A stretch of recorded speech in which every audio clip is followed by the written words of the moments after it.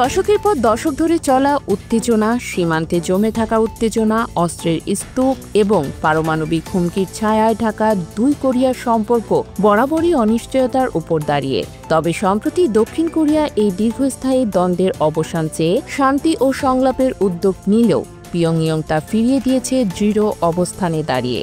উত্তর কোরিয়ার সর্বোচ্চ নেতা কিম জং উনের বোন ক্ষমতাধর নেত্রী কিম ইয় জং সরাসরি জানিয়ে দিয়েছেন, দক্ষিণ এখনও শত্রু এবং যুক্তরাষ্ট্র নির্ভর কোনো সরকারের সঙ্গে আলোচনায় আগ্রহ নেই উত্তর কোরিয়ার।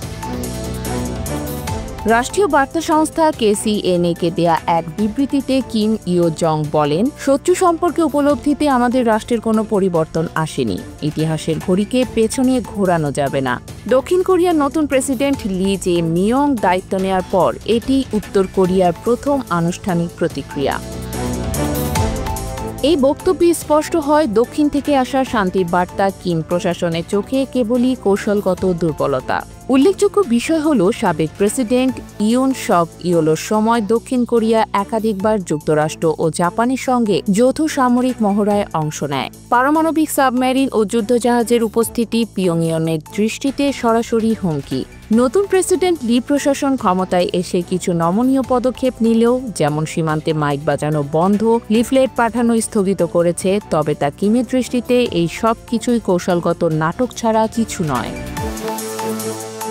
কিম ইয় জং বলেন, লি প্রশাসন ইয়ুন সরকারের মতোই যুক্তরাষ্ট্রের ওপর অন্ধ আস্থা রাখছে। ফলে দুই কোরিয়ার সম্পর্ক উন্নয়নের কোনো সম্ভাবনা নেই। বিশ্লেষকদের মতে তার এই বক্তব্য শুধু প্রতিক্রিয়া নয়, বরং দক্ষিণ কোরিয়া নতুন সরকারকে একটি স্পষ্ট বার্তা, আত্মনির্ভরতা ও সম্মান ছাড়া সংকল্প সম্ভব নয়।